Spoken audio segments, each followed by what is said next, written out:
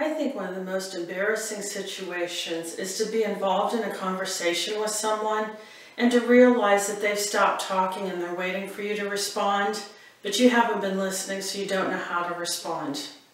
One of the most important skills that we can learn is to be good listeners, both in our professional and our personal lives. We need to be able to have good communication, and a key component of that is being a good listener.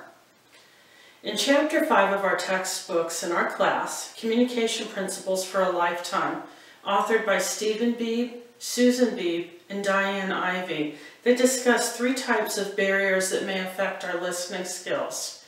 There's self-barriers, information processing barriers, and context barriers. I'm going to talk about self-barriers today because that's the one that I have the most challenge with. There's 3 types of self-barriers. Being self-focused, that means having internal conversation with ourselves. Emotional noise, which really means stress that can be distracting to our conversation. And allowing our thoughts to ramble while being critical about the person in front of us. These are very easy things to resolve. When you're self-focused and then carrying on an internal dialogue with yourself, the first key in resolving that is being aware that that's actually what you're doing. That's a habit that many of us develop, and like any habit, that can be changed. The first key issue with that is being aware that that's what you're doing. Concentrate on the person in front of you. Work on concentrating. That will allow you to stop talking to yourself because you'll be more focused on the person in front of you. And be active in your conversation with that person. Giving them nonverbal cues lets them know that you're interested in and actually hearing what they're saying. Emotional noise many times can come about when we're in a conversation that's stressful to us. Again, if you're aware that the stress is being distracting, you can actually talk to yourself and make yourself aware that you don't need to be thinking about stress. Focusing on the conversation in front of you will actually give you a break away from that stress.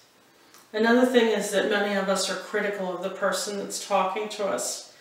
Don't pay attention to what a person's hair looks like, what clothes they're wearing, or maybe how they sound.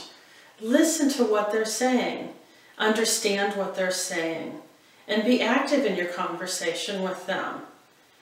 Communication improves greatly when someone feels that what they're saying is being taken seriously and that it's being appreciated. There's 3 words that they talk about in our book that we should remember when we're trying to refine our listening skills. That's stop, look, and listen. Stop listening to yourself. Start listening to others. Put your messages, your internal messages aside. That's a very important skill to do. Look at the other person. One of the very most important things you can do is make eye contact with the person you're speaking to. In the American culture, that really is valued, and we look at that as being someone who's showing us that they're trustworthy and they're not afraid to look you in the eye when they're speaking to you. The third thing is listen. Listen to the tone of the person's voice. Listen to what they're saying. Empathize with them and put yourself in their shoes. That way you better understand what it is they're talking to you about. I daily have already started to put into practice some of the things that I've learned in class, in particular on my job. I don't always listen as well as I should because I'm distracted, worried about deadlines, listening to other things that are going on around me in the office. I've really started to actively focus on what the person in front of me is saying to me. I've also started working on that at home. Sometimes I get involved in my own conversation in my head when I'm upset about something and I'm not listening to what the other person in front of me is saying. That can make it very difficult when you're looking to resolve issues. Focus on what the other person is saying. Also, I try to actively participate in my conversations now.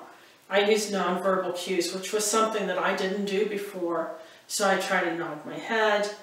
I try to answer, yes, I understand, when I think that they are needing to know that I am listening to them. I repeat those things back so that I know that I understand clearly what it is they said to me. This has worked really well when trying to resolve any type of conflict. The three most important words that I can say to you to remember is stop, look, and listen.